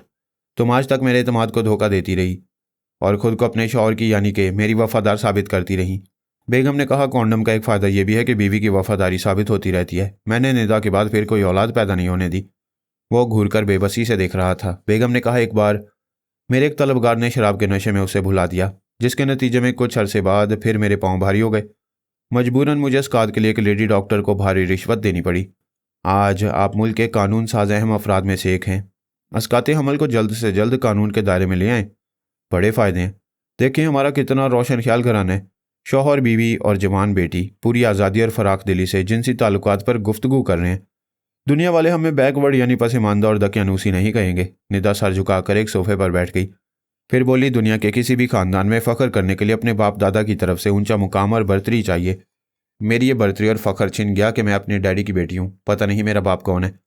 ये जो मेरे नाम निहाद डैडी हैं, ये काहिरा कॉन्फ्रेंस से ऐसे नुस्खे लेकर आए हैं जिन्हें पूरे पाकिस्तान में आम कर दिया जाए, तो यहाँ अगले चंद वर्षों में ऐसी औलादें पैदा होंगी जिनके बाप के नाम उनकी माएँ भी नहीं बता सकेंगी। बेगम शाइस्ता ने कहा, बेटी तुम ज़्यादा जज्बाती ना बनो। मैं जानती हूँ तुम्हारा असल बाप एक बहुत ही आला अफसर है। शराब के नशे में उसे गलती हो गई थी। कोई एक गलती मालूम हो जाती है, तमाम गलतियों का हिसाब गड़मड़ हो जाए तो कुछ पता नहीं चलता, जैसा कि मेरे साथ हो रहा है। मुझे जो शख्स हैंडसम लगा मैंने उसके साथ वक्त गुजार लिया। अब मैं माँ बनने वाली हूँ और ये नहीं समझ सकती कि जिसे जन्म दूंगी उसका बाप कौन हो सकता है। बड़े साहब ने चौंक कर निदा को देखा, फिर गुस्से से तिल मिलाकर कहा, तुम माँ बनने वाली हो? तुम्हारी माँ मुझे लालमी में जूते मारती रही, क्या ये कम था कि अब तुम एक नई खबर सुना रही हो? बेगम, अभी लेडी डॉक्टर को फ़ोन करके बुलाओ। बेगम फ़ोन की तरफ जाना चाहती थी। निदा ने कहा, रुक जाएं, ये मेरा मामला है, मेरी चीज़ है। आप में से कोई मेरे बच्चे के खिलाफ कोई कार्रवाई ना करे। बड़े साहब ने कहा, क्या हमें बदनाम करना चाहती हो? मैं सोसाइटी, असम्बली और अपोजिशन पार्टी के सामने मुंह दिखाने के काबिल नहीं रहूँगा। अगर आज मैं एक आम आदमी होता तो तुम्हारी माँ की बद चिलने पर उसे कत्ल कर देता या तलाक दे देता, लेकिन हमारे अफजल व आला ख़ानदान का जो रोब और दबदबा है उसके पेश नज़र मैं खून के घूंट पी रहा हूँ। मैं सिर्फ तुम्हारी माँ की बेगैरती नहीं, तुम्हारी भी कुमारी ममता को जबरन बर्दाश्त कर रहा हूँ। वह मगरूर लड़की थी, अपने बुलंद मुकाम पर नाज करती थी, खुद को बदनाम नहीं कर सकती थी, लेकिन सानी ने तनवीमी अमल के जरिए उसके जहन में यह नक्श कर दिया था कि वह अपने होने वाले बच्चे को ज़ाया नहीं करेगी। इसलिए वह अपने ख़ानदान की नेक नामी और बर्तरी को समझने के बावजूद बज़िद थी कि अपने होने वाले बच्चे को नुकसान नहीं पहुंचाएगी। फ़ोन की घंटी बजने लगी। बड़े साहब ने रिसीवर उठाकर कहा, मैं बोल रहा हूँ, कौन है? दूसरी तरफ से कहा गया, मैं रज़ीउद्दीन बोल रहा हूँ। हम काहिरा कॉन्फ्रेंस से जो नुस्खे लेकर आए थे उसमें से यह भी मशवरा दिया गया था कि आबादी कम करने के लिए हम जिन्स परस्ती की आज़ादी दी जाए, जैसा कि मगरबी ममालिक में है। हमने ऐसी मगरबी तहजीब पाकिस्तान में राइज करने के लिए करोड़ों डॉलर हासिल किए हैं, लेकिन अब ये करोड़ों डॉलर करोड़ों जूतों के हिसाब से हमारे सरों पर पड़ने वाले हैं। बड़े साहब ने पूछा, ऐसी क्या बात हो गई है? आप बहुत परेशान लग रहे हैं। मैं किस मुंह से कहूँ? मेरे दो नौजवान खूबसूरत बेटे ना जाने किन गुंडों बदमाशों के दोस्त बन गए हैं और हम जिन्स परस्ती का शिकार हो गए हैं। वो बिल्कुल लड़कियों या खुसरों के अंदाज में अपने गुंडे आशकों के लिए आहें भरते हैं। आपको इन बातों का पता कैसे चला? किसी ने दुश्मनी की है और मेरे बेटों की ऐसी वीडियो फिल्म तैयार की है कि वो मंजर आम पर आ जाए तो हम किसी को मुंह दिखाने के काबिल नहीं रहेंगे। हम इसलिए कह रहा हूँ कि एक अजनबी ने फ़ोन पर बताया कि इसी तरह के कैसेट आपके पास भी हैं और हमारे साथ काहिरा कॉन्फ्रेंस में शरीक होने वाले समीउल्लाह खान और आज़म बेग के घरों में भी ऐसे शर्मनाक कैसेट हैं। पहले हम इन मामलात को शर्मनाक नहीं कहते थे, लेकिन ये आग दुश्मनों ने हमारे घरों में लगाई है तो समझ में आ रहा है कि इस्लामी तहजीब हमें किस कदर तहफ़्फ़ुज़ फराहम करती है। बड़े साहब ने कहा, मिस्टर रज़ी, ये मामला हद से ज़्यादा तशवीशनाक है। आप मिस्टर समीउल्लाह खान और मिस्टर आज़म बेग के साथ फ़ौरन यहाँ चले आएँ। हमें अपने बचाव की तदबीर करनी होगी, वरना हम सबको सियासत के मैदान से ऐसे भागना होगा कि अपने घरों तक अवाम हमें पत्थर मारते आएंगे और हमें कब्रों में पहुँचा कर ही दम लेंगे। फ़ोन पर राब्ता ख़त्म हो गया तो बेगम शाइस्ता ने कहा, आपकी बातों से अंदाज़ा हो रहा है कि दूसरे आला ओहदेदारों पर भी कैसेट्स की सूरत में अजाब नाजिल हो रहे हैं। बड़े साहब ने झुंझला कर कहा, अजाब की बात क्यों करती हो? क्या मुसीबतें आसमान से नाजिल हो रही हैं? नहीं, यह आसमानी अजाब नहीं है, हमारे दुश्मनों की चालें हैं। यह समझ में नहीं आता कि उन्होंने बाकायदा कैमरों और लाइटों के जरिए वीडियो फिल्में तैयार की। ऐसे वक्त ना तुम्हें, ना निंदा को और ना ही हमारे दूसरे आला ओहदेदारों के घर वालों को इस बात का इल्म हो सका वो कैसे दुश्मन है कि हम में से किसी की नज़रों में नहीं आ सके। उसने मोबाइल फ़ोन के जरिए बैरूनी ममालिक के उन सफ़ीरों से बारी बारी रब्ता किया जो काहिरा कॉन्फ्रेंस से ताल्लुक़ रखते थे। उन्हें बताया गया कि दो तहजीबों की जंग का आगाज़ अच्छी तरह होने नहीं पाया है और इस्लामी तहजीब के अलंबरदारों की तरफ से ऐसा ज़बरदस्त हमला हुआ कि पैरों तले से ज़मीन निकल रही है। तमाम सफ़ीरों ने तसल्ली दी कि वो सब अभी बड़े साहब के पास आ रहे हैं, परेशान नहीं होना चाहिए। ऐसी रुकावटें आती रहती हैं, जिस तरह भी हमला किया गया उसका मौसर जवाब दिया जाएगा। 1 घंटे के बाद वो तमाम आला ओहदेदार और मुख्तलिफ ममालिक के सफ़ीर वहाँ पहुँच गए। बड़े साहब की आलीशान कोठी के हॉल में बैठकर एक दूसरे के मौजूदा हालात तफसील से बताने लगे। सानी ख्याल ख्वानी के जरिए उनके दरमियान मौजूद थी और अपने पास स्टीयरिंग पर बैठे हुए अली को उनके दरमियान होने वाली गुफ्तगू सुना रही थी। उनकी कार बड़े साहब की कोठी से कुछ फासले पर खड़ी हुई थी। एक अमरीकी नुमाइंदे ने तमाम तफसीलात मालूम करने के बाद हॉटलाइन पर सुपर मास्टर से रब्ता किया। फिर कहा, हमें यकीन था कि पाकिस्तान में मौलवियों, उलमा और उनकी तंजीमों को कुचल दिया जाएगा या उन्हें ऐसे मुकाम पर पहुंचा दिया जाएगा कि नई नस्लें उन्हें अहमियत नहीं देंगी।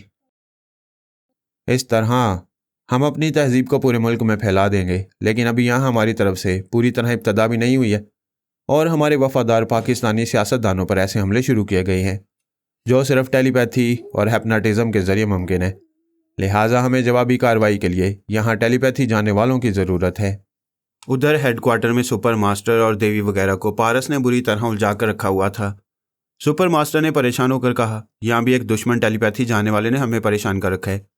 एक ही रात में उसने हमारे 6 टेलीपैथी जानने वालों को जहरीले इंजेक्शन के जरिए मार डाला है। अभी हम किसी नए टेलीपैथी जानने वाले को तुम्हारे पास नहीं भेज सकेंगे, सिर्फ एक डी लंकास्टर नामी ख्याल ख्वानी करने वाला तुम्हारी आवाज़ का कैसेट सुनकर तुम्हारे पास आएगा। 15 मिनट तक इंतज़ार करो। अमरीकी नुमाइंदे ने बड़े साहब और दूसरे आला ओहदेदारों से कहा, आप हजरात दिल से फिक्र और परेशानी निकाल दें। जवाबी हमले और आप सबके तहफ़्फ़ुज़ के लिए हमारे एक टेलीपैथी जानने वाला आ रहा है। बड़े साहब ने कहा, आपने हौसला अफजाई की खबर सुनाई है, लेकिन हमारे तमाम कैसेटों की मास्टर कापियाँ उस टेलीपैथी जानने वाले दुश्मन के पास हैं। क्या वो मास्टर कॉपियाँ हमें मिल जाएंगी? ज़रूर मिलेंगी और दुश्मन का मुँह तोड़ जवाब भी मिलेगा। क्या आप लोग जानते हैं कि मुँह तोड़ जवाब कैसे होता है? देखिए ऐसे। ये कहकर उसने सेंटर टेबल से शीशे का एक गिलास उठाया, फिर उसे पूरी कुव्वत से अपने मुंह पर मारा। शीशे का गिलास मुंह पर टूटा, कुछ टुकड़े होंठों के आसपास चेहरे में पैवस्त हो गए, कई जगह से खून रिसने लगा। सब ने हैरानी से उसे देखा। एक ने उसके हाथ से टूटा हुआ गिलास लिया, एक ने पैवस्त होने वाले शीशे के टुकड़ों को निकालते हुए पूछा, यह आपने क्या किया? क्यों खुद को जख्मी कर लिया? वो बड़ी हैरानी और परेशानी से बोला, मैंने बेख्तियार ऐसा किया है। वो दुश्मन टेलीपैथी जानने वाला ज़रूर मेरे अंदर मौजूद है, उसने मुझे लहू लुहान होने पर मजबूर कर दिया है। एक आला ओहदेदार रज़ियुद्दीन ने परेशान होकर कहा, अभी आपने कहा था कि उसे मुंह तोड़ जवाब दिया जाएगा और यह दावा करते उसने अमलन आपका मुंह तोड़ दिया। पता नहीं है कौन है।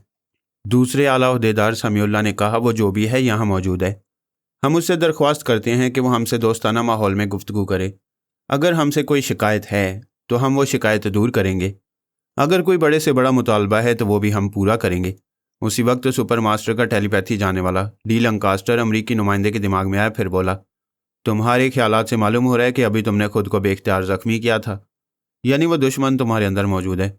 उसकी मौजूदगी और अदम मौजूदगी का कुछ पता नहीं चल रहा है। तुम यहाँ बैठे हुए हमारे वफादार सियासतदानों को तसल्ली दो। डी लंकास्टर ने एक मुल्क के सफ़ीर की ज़ुबान से कहा, मैं आप सबका दोस्त टेलीपैथी जानने वाला आ गया हूँ और उस दुश्मन से कहता हूँ कि वो हमारे उन वफादारों के सामने मुझसे गुफ्तगू करे और अपनी दुश्मनी की वजह बताए। जब कोई टेलीपैथी जानने वाला या वाली किसी की ज़ुबान से बोलता या बोलती है तो आवाज़ और लहजा उसी आलाकार का होता है जिसके दिमाग में रहकर बोला जाता है। सानी ने भी उसी सफ़ीर के अंदर आकर उसकी ज़ुबान से कहा, हाँ, मैं उसी दुश्मन से कहता हूँ कि वो दुश्मनी की वजह बताए, वरना मैं इस बेचारे सफ़ीर को जूतों से मारना शुरू कर दूंगा। ये कहते ही सानी की मर्जी के मुताबिक उसने अपने पाँव का एक जूता उतारा, फिर अपने ही सर पर मारने लगा। डी लंकास्टर ने ख्याल ख्वानी के जरिए उसका हाथ रोक दिया। सानी दूसरे के अंदर पहुंच गई। दूसरे ने अपना जूता उतारकर उसके सर पर मारते हुए पूछा, बे गधे, जूते को सर का ताज बनाते बनाते तूने हाथ क्यों रोक लिया? डी लंकास्टर फौरन उस दूसरे शख्स के अंदर आ गया ताकि वो जूता ना चलाए। वो इधर आया तो सानी उधर चली गई। वो फिर अपने ही हाथ से अपने सर पर जूते मारने लगा। डी लंकास्टर ने परेशान होकर दूसरे की जुबान से कहा, यह दुश्मन ऐसी चाल चल रहा है जैसे मैं ही इधर जूते मारूं और मैं ही उधर। दूसरे की जुबान से बोल रहा हूँ। अपने हाथ से जूते मारने वाले ने कहा, हाँ, तुम ही इधर आते हो और उधर भी जाते हो। अभी तुम इधर की जुबान से बोल रहे हो तो मेरा हाथ रुक गया है और मैं खुद को जूता नहीं मार रहा हूँ। फॉर गॉड सेक, मेरे दिमाग में अब ना आना। ठीक है, नहीं आऊँगा, तुम मुझे गलत समझ रहे हो। मैं बड़े साहब की ज़ुबान में जाकर अभी उनकी ज़ुबान से बोलता हूँ। उसकी बात ख़त्म हुई तो चंद सेकंड के बाद ही बड़े साहब अपने दोनों हाथों से अपने गालों पर तमांचे मारने लगे। डी लंकास्टर ने फ़ौरन ही उनके हाथों को रोक लिया, लेकिन बड़े साहब खुद को इतने तमांचे मारकर अपनी तौहीन महसूस कर रहे थे। उन्होंने गरज कर कहा, मुझे नहीं चाहिए ऐसा टेलीपैथी जाने वाला मददगार जो मुझे तमांचे मारे और मेरे मेहमानों को जूते। अमरीकी नुमाइंदा टूटे हुए गिलास से जख्मी होने के बाद सोफे की पुश्ते से टेक लगाए बैठा था। एक मुलाजिम फर्स्ट एड बॉक्स से दवाएं निकालकर उसकी मरहम पट्टी कर रहा था। डी लंकास्टर उसके अंदर आकर बोला, मैं दोस्त बनकर आया हूँ और ये मुझे दुश्मन समझ रहे हैं। इन्हें दुश्मन की चालों को समझना चाहिए। अमरीकी नुमाइंदा ने सोच के जरिए कहा, तुम्हें दुश्मन की चालों को नाकाम बनाकर इन्हें यकीन दिलाना चाहिए कि अब वो महफूज रहेंगे, लेकिन तुम्हारे आते ही ये लोग तमांचे और जूते खा रहे हैं। अगर ऐसे ही तमाशे होते रहे तो इनका एतमाद हम पर से उठ जाएगा। ये लोग वीडियो कैसेट के जरिए बहुत बुरी तरह बदनाम होने वाले हैं। मैं इन्हें बदनाम नहीं होने दूंगा, लेकिन आप पहले इन्हें यकीन दिलाएं कि अभी जो कुछ हुआ है वो दुश्मन ने किया और इल्ज़ाम मुझ पर आ रहा है। भाई, तुम कैसे ख्याल ख्वानी करने वाले हो? ये देख रहे हो कि ज़ख्मों की वजह से मेरे होंठों के आसपास मरहम के टेप चिपकाए गए हैं। मैं मुंह खोलने और बोलने के काबिल नहीं और तुमसे सोच के ज़रिए बात कर रहा हूँ। देखो, हमारा वक्त ज़ाया ना करो। अगर दुश्मन तुमसे ज़बरदस्त है तो फ़ौरन सुपर मास्टर के पास जाओ और ज़बरदस्त के मुकाबले में ज़बरदस्त लाओ। एक नहीं 10 लाओ, किसी तरह भी। हमसे वफादारी करने वाले इन सियासतदानों को बदनामी से बचाओ और यहाँ के सफारत खाने के किसी ओहदेदार से कहो कि वो यहाँ आकर मेरी जगह संभाले। ऐसी हालत में मुझे आराम करना चाहिए। डी लंकास्टर चला गया। थोड़ी देर की खामोशी के बाद बड़े साहब ने अमरीकी नुमाइंदे से पूछा, क्या हम सब यहाँ खामोश बैठकर एक दूसरे की सूरत देखते रहेंगे? उस नुमाइंदे ने कागज़ पर लिखा, मैं ज़ख्मों के बायस बोलने के काबिल नहीं रहा हूँ। हमारे सफारत खाने के एक साहब यहाँ तशरीफ़ लाने वाले हैं। उनके अलावा अब हमारे एक नहीं बल्कि कई टेलीपैथी जाने वाले आ रहे हैं। आप ज़रा सब्र करें। वो उन्हें तसल्लियाँ देने के लिए इतना ही लिखना चाहता था, लेकिन सानी ने उसके दिमाग को पूरी तरह मुट्ठी में लेकर आगे लिखवाया, वैसे हमारे कई टेलीपैथी जानने वाले भी यहाँ आकर नाकाम रहेंगे, तो फिर तुम सब के लिए 2 ही रास्ते रह जाएंगे। एक तो ये कि बदनामी कबूल कर लो, दूसरा ये कि बदस्तूर सियासतदान रहने के लिए अपने वतन और अपनी कौम की फलाह बहबूद के लिए काम करो। जो तहजीब तुम्हारी माओ बहनों और बेटियों की शर्म रखती है और तुम्हें गैरतमंद रहने का दरस देती है, उस तहजीब को कभी मिटने ना दो। सब ने इस तहरीर को पढ़ा।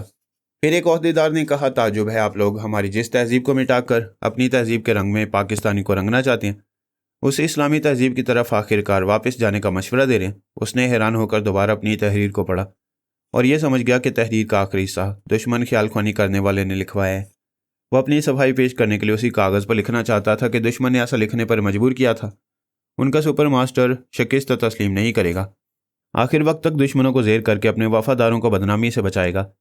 लेकिन कलम पकड़ते ही वो बेख्तियार लिखने लगा, जब मरीज़ को बचाने के लिए सांसें कम पड़ने लगती हैं तो उसे फाजल ऑक्सीजन फराम की जाती है और वह सुकून से ज़िंदगी की सांसें लेने लगता है।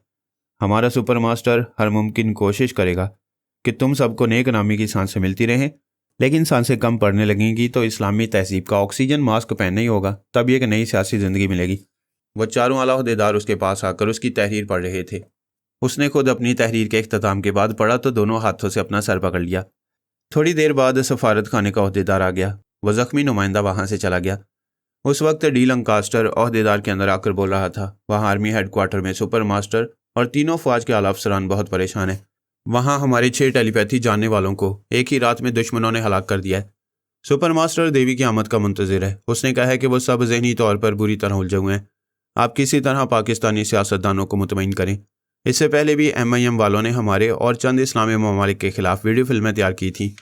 आप उनसे मुज़ाकरात के लिए 48 घंटों का वक्त मुकर्रर करें, इसके बाद कोई तदबीर की जाएगी। आला ओहदेदार ने उसे कहा, अच्छा तुम जाओ, मैं नहीं चाहता 2 दुश्मन टेलीपैथी जानने वाले यहाँ मौजूद रहें और फिर पहले की तरह हमारे वफादारों को हमारे खिलाफ भड़काने के लिए दुश्मनों को मौका मिलता रहे। डी लंकास्टर चला गया। ओहदेदार ने बड़े साहब से कहा, अभी हमारे चंद टेलीपैथी जानने वाले आए थे, मैंने उन्हें वापस भेज दिया। बड़े साहब ने पूछा, आपने ऐसा क्यों किया? क्या लोहे को लोहा और टेलीपैथी को टेलीपैथी नहीं काट सकती? बेशक काट सकती है, मगर ये जंग करने वाली बातें हैं और अभी जो हमारे दुश्मन है उन्हें दोस्त बनाना है, क्योंकि आप 4 बड़े ओहदेदारों की कमजोरियां उनके पास वीडियो कैसेट्स की सूरत में मौजूद हैं। सबने तायद में सर हिलाया। ओहदेदार ने कहा, जब किसी से अपनी कोई चीज़ छीन ना सकें तो फिर दोस्ताना माहौल में उनकी शराइत मानकर इन तमाम वीडियो फिल्मों की मास्टर कापियाँ हासिल करनी चाहिए। दुरुस्त है, हम किसी से दुश्मनी या जंग नहीं चाहते, बदनामी से बचना और अपनी इज्जत को बहाल रखना चाहते हैं। अचानक फ़ोन की घंटी सुनाई दी। बड़े साहब ने रिसीवर उठाया। दूसरी तरफ से अली ने कहा, ये जो सफारत खाने का ओहदेदार आया है काफ़ी समझदार है। पहले ऐसा करो कि इस फ़ोन का स्पीकर खोल दो ताकि सभी मेरी बातें सुन सकें। बड़े साहब ने स्पीकर को ऑन कर दिया। अली ने कहा, शाबाश, तुम बड़े ताबेदार हो। बड़े साहब ने नागवारी से कहा, देखो मिस्टर, तुम जानते हो इस मुल्क में मेरा कितना ऊंचा मुकाम है और तुम मुझे कह रहे हो अदब और लिहाज सीखो। अली ने कहा, हमने तो यही सीखा है कि बगैरतों के मुंह पर थूक दिया करो, आसमान से उतर आओ वरना बदनामी की एक ठोकर तुम्हें मिट्टी में मिला देगी। ओहदेदार ने फ़ौरन बड़े साहब के पास आकर रिसीवर उनसे लिया, फिर कहा, मैं अमरीकी सफारतकार बोल रहा हूँ। अभी आपने बड़े साहब को जो सख्त बातें कही हैं वही बातें मैं उन्हें नरम लहजे में समझा रहा था। आपके तरीक़ेकार से ज़ाहिर हो गया है कि आप MIM से ताल्लुक़ रखते हैं। अब से पहले भी आप लोगों ने अपने मुखालफिन के खिलाफ ठोस सबूत हासिल करने के लिए वीडियो फिल्में तैयार की थी। क्या मैं गलत कह रहा हूँ? आप बोलते जाएं, गलत कहेंगे तो टोक दूंगा। Thank you. अब से पहले जो वीडियो फिल्में आप लोगों ने तैयार की उन्हें अपने मुखालफिन के खिलाफ इस्तेमाल नहीं किया, यानी उन्हें मंजराम पर लाकर उन्हें बदनाम नहीं किया। अभी हमारी दरख्वास्त है कि इस मुल्क में आपने 4 बड़ों के खिलाफ जो वीडियो तैयार की हैं उन्हें मंजराम पर ना लाएं। इसके एवज़ हम आपके तमाम मुतालबात पूरे करने और तमाम शराइत तस्लीम करने को तैयार हैं। अली ने कहा, अभी आपके सुपर मास्टर का पैगाम मिला है कि हमें किसी तरह भी मुखालफाना कार्रवाइयों से 48 घंटों तक रोका जाए, क्योंकि अभी वो लोग एक दलदल में धंसे हुए हैं। वहाँ से निकलने के बाद हमसे निमट लिया जाएगा। क्या मैं गलत कह रहा हूँ? ओहदेदार ने हिचकिचाते हुए कहा, आप लोगों से कोई राज की बात छुपाई नहीं जा सकती, लेकिन हमारे सुपर मास्टर का मकसद जंग छेड़ना नहीं। अब से पहले भी हमारे दूसरे वफादारों के खिलाफ कितने ही ठोस सबूत आप लोगों के पास हैं। उनके लिए ना ही हमने आपसे छेड़छाड़ की है और ना ही आप लोगों ने हमारे वफादारों को नुकसान पहुंचाया। आज भी हम यही चाहते हैं, प्लीज़ कोई ऐसा समझौता करें कि हमारे उन 4 बड़ों की इज्जत और वक़ार पहले की तरह कायम रहे। इज्जत का काम करने से इज्जत मिलती है। ये लोग जिल्लत उठाने के जो नुस्खे लेकर आए हैं और उस पर बड़ी धीमी और मोहतात रफ्तार से अमल कर रहे हैं, ये उन्हें जिल्लत की पस्तियों में गिराएगा। जो नुस्खे ये लेकर आए हैं उस पर अगर अमल ना करें तो फिर आप इनकी मुखालफत नहीं करेंगे? नहीं करेंगे, लेकिन इस सिलसिले में चंद शराइत हैं। आप हजरात कागज़ कलम संभालें और ये शराइत लिख लें ताकि यह सबक की तरह याद रहे। उनमें से 2 अफराद लिखने लगे। अली ने कहा, जितने ज़ोर शोर से ख़ानदानी मनसूबाबंदी पर अमल कराने की कोशिशें की जा रही हैं उससे भी ज़्यादा ज़ोर शोर से वो करोड़ों और अरबों रुपए के कर्ज़े वसूल किए जाएं जो सियासतदानों, जागीरदारों और फ्रॉड सनतकारों ने लिए हैं। अगर आप और यहाँ के सियासतदान ये चाहेंगे कि अरबों रुपए की वसूली को इल्तवा में डालकर पाकिस्तानी ख़जाने को खाली रखा जाए ताकि वर्ल्ड बैंक से सूद पर कर्ज़े लिए जाते रहें, तो अब हम इस चालबाजी पर अमल नहीं होने देंगे। कौम के सर से ये इल्ज़ाम हटाया जाए कि बढ़ती हुई आबादी के बायस इस मुल्क पर कर्ज़ों का बोझ बढ़ता जा रहा है। अवाम को सस्ता और म्यारी अनाज फराम करने के लिए यहाँ के सियासतदान अपने अजीज़ों और रिश्तेदारों को अनाज की ज़ख़ीरा अंदोज़ी की इजाज़त ना दें और काबिल काश्त ज़मीनों को बंजर कहकर वहाँ नाम निहाद सनतें लगाने के लिए अपने अजीज़ों कारिब जागीरदारों को याशी के लिए कर्ज़े ना दिलाएं। ज़मीन की तह से मादनी ज़ख़ीरे हासिल करने के लिए मुल्की और गैर मुल्की माहिरीन की खिदमात हासिल की जाएँ। तेल और गैस के ज़ख़ीरे दरियाफ्त किए जाएँ। सूबा और वफाक के दरमियान जो सर्द जंग जारी रहती है उसके नतीजे में बेचारे इंजीनियर्स और दूसरे माहिरीन को अगवा ना कराया जाए। किसी सियासी पार्टी को डाकू और दहशतगर्द पालने की इजाज़त ना दी जाए। कोई सियासतदान पुलिस के काम में मुदाखलत ना करे और पुलिस अफसरान पर बेजा दबाव ना डाले। हुकूमत का फ़र्ज़ है कि वो पुलिस पर अवाम का एतमाद बहाल करे। तालीम इतनी सस्ती और म्यारी हो कि महदूद तनख्वाह पाने वाला अपने बच्चों की खुदादाद सलाहियतों को मुल्क व कौम के लिए परवान चढ़ा सके। इंसान शऊर हासिल करते ही पहले माँ बाप को पहचानता है, फिर बहन को, फिर बीवी और फिर बेटी को, और यह पहचान गैरतमंद तहजीब के हवाले से होती है। इसके बाद अगर औरत को दाश्ता या बाजारी बनाया जाता है या कॉन्डम कल्चर के जरिए उसे एक रात की रानी बनाया जाता है तो ये अमल तहजीब के लिए एक गाली बन जाता है। लिहाजा पाकिस्तान से ये गाली मिटा दी जाए, वरना गालियों को आम करने वाले मिट जाएंगे।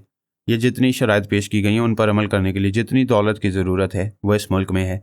अगर तमाम बाअसर और बाइख्तियार अफराद से कर्जे वसूल किए जाएँ, इस मुल्क में मादनी ज़खायर और ज़रूरी पैदावार की कमी नहीं है। बढ़ती हुई आबादी पर कंट्रोल करना उसी वक्त मुमकिन है जब अवाम इल्म हुनर से मालामाल होंगे और अपने भले बुरे को खुद समझेंगे। समझाने से आबादी कम नहीं होगी, इससे सिर्फ मियारी ख्वानदगी कम कर सकती है। बस यही शराइत हैं जिन पर आप हजरात को अमल करना है। अमल करेंगे तो नेक नामी मिलती रहेगी, वरना बदनामी बदनामी और बदनामी। ये कहकर अली ने फ़ोन बंद कर दिया। आला अहदेदार ने कई बार हेलो हेलो कहकर मुखातिब किया, फिर उसने भी रिसीवर रखकर बड़े साहब से कहा। उसे जो कहना था उसने कह दिया। रिसीवर इसलिए रख दिया कि ज़रूरत से ज़्यादा कहना चाहता है और ना हमारी तरफ से कुछ सुनना ज़रूरी समझता है। अब उसकी शराइत पर अमल होगा तो उसे गोया हमारी तरफ से अमली जवाब मिल जाएगा। बड़े साहब ने कहा, यह तो महज एक तसल्ली सी है कि वो दुश्मन हमें फ़ौरन ही बदनाम नहीं करेगा। जब तक हमारे खिलाफ उसके पास सबूत रहेंगे हमें फ़िक्र और परेशानी से नींद नहीं आएगी। तो फिर आप ख्वाब आवर गोलियाँ खाकर सो जाया करें। MIM के पास आप लोगों के अलावा और दीगर अहम ममालिक के खिलाफ भी सबूत हैं। आप लोग अपनी कमज़ोरियाँ खुद पेश करेंगे तो ऐसे ही नताइज से दो चार होना पड़ेगा। आपके जहन के किसी गोशे में यह बात है कि वो बड़ी शराफत से आप तमाम हजरात के कैसेट्स वापस कर देगा, तो ये खामख्याली दिमाग से निकाल दें और उसकी बयान करदा शराइत पर फ़िलहाल अमल करते रहें। कैसे अमल करें? उसकी पहली शर्त यह है कि तमाम करोड़ों और अरबों रुपए के कर्जे वसूल किए जाएं। लेकिन कर्जे ऐसे बाअसर और बाइख्तियार अफराद ने लिए हैं कि उनसे कानूनी तौर पर जबरन वसूली की जाएगी, तो वो हमें छोड़कर अपोजिशन में चले जाएंगे। हम उनसे वसूल क्या करेंगे? उन्हें हमेशा खुश और राज़ी रखने के लिए आइंदा भी ऐसे ही कर्जे देने पड़ते हैं जो कभी वापस नहीं मिलते।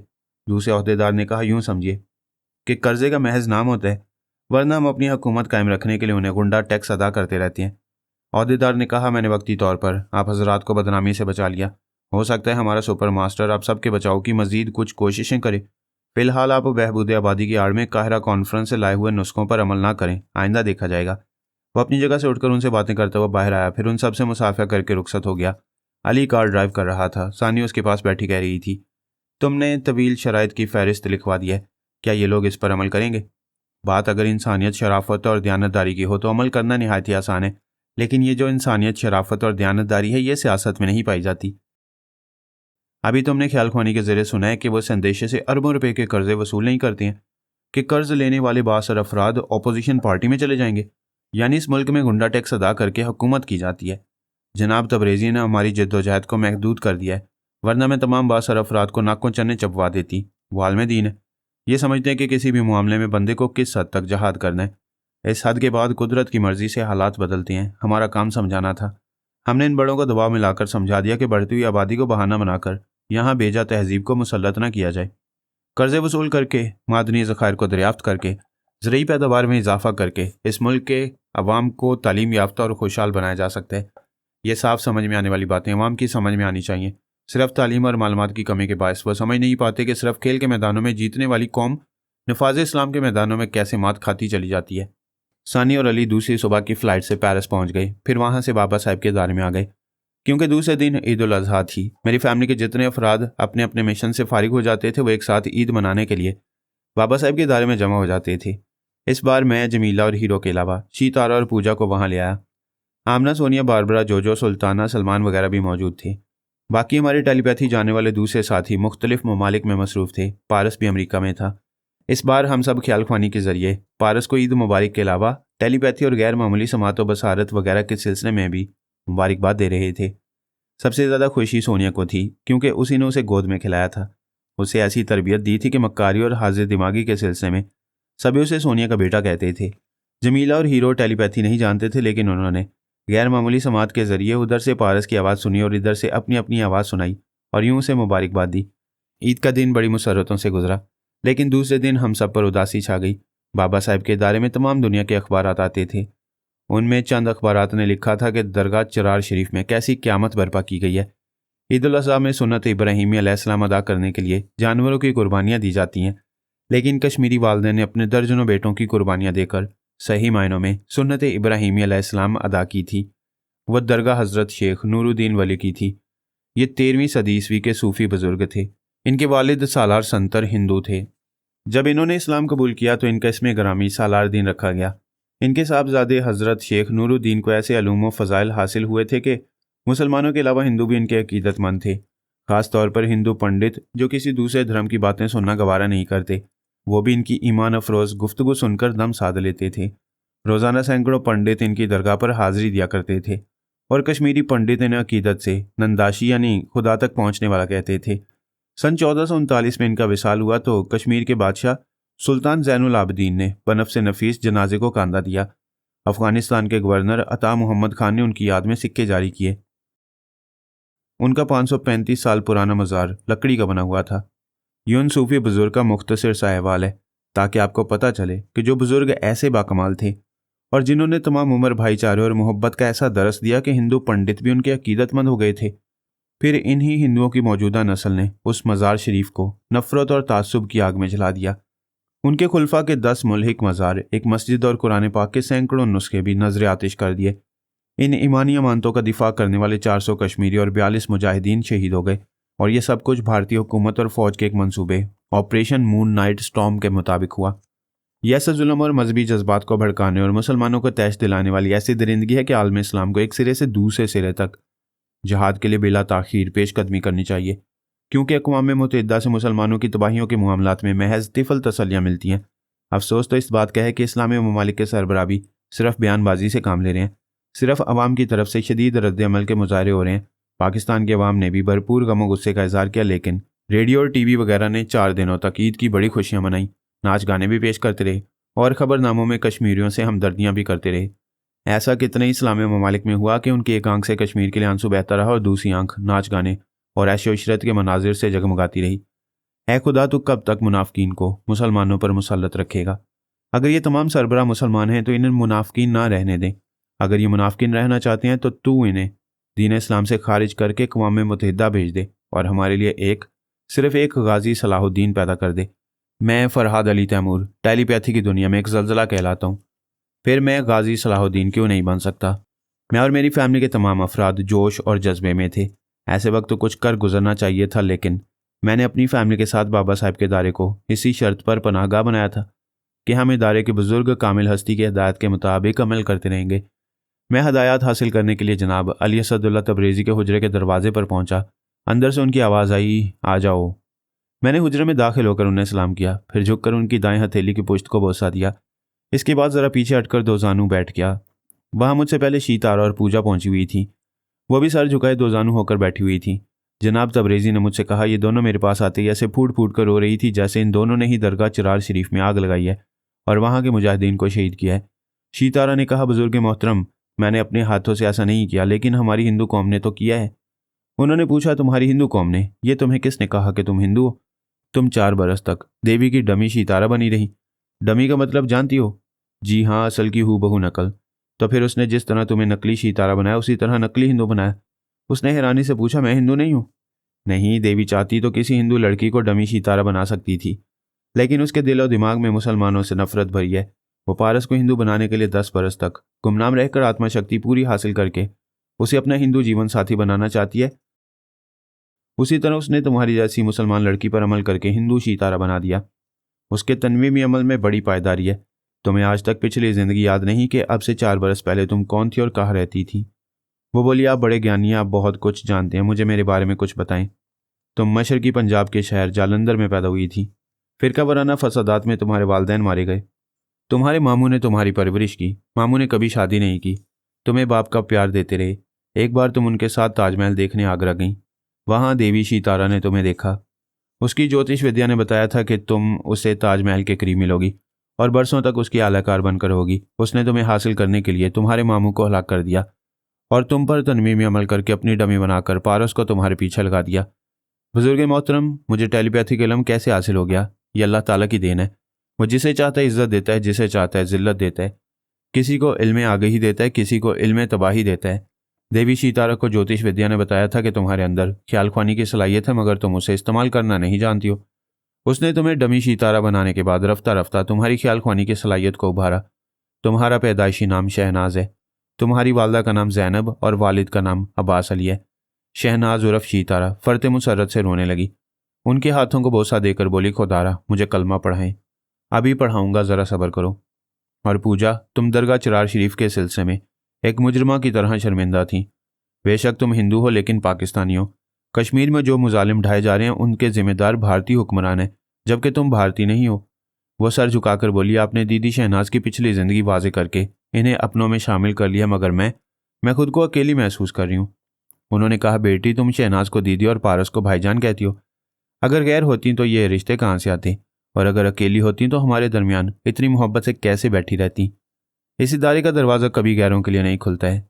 तुम्हारे लिए इसलिए खोला गया है कि तुम हालात के इस मोड़ पर और ज़िंदगी के इन लम्हात में शहनाज और पारस के साथ मोहब्बत निभाते रहने के लिए इस्लाम कबूल करना चाहती हो।